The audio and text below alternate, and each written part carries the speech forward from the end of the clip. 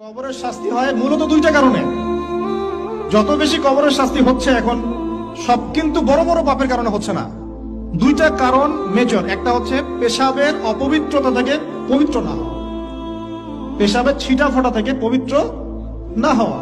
আর একটা হচ্ছে চগলখুরি করা। কি করা মানে চগলখুরি বুঝাতে পারছি কিনা, একজনের কথা আরেকজনের কাছে লাগানো। কবরের শাস্তি হয় মূলত দুইটা কারণে।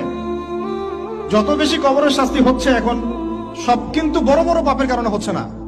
দুইটা কারণ মেজর। একটা হচ্ছে পেশাবের অপবিত্রতা থেকে পবিত্র না হওয়া, পেশাবের ছিটা ফোটা থেকে পবিত্র না হওয়া।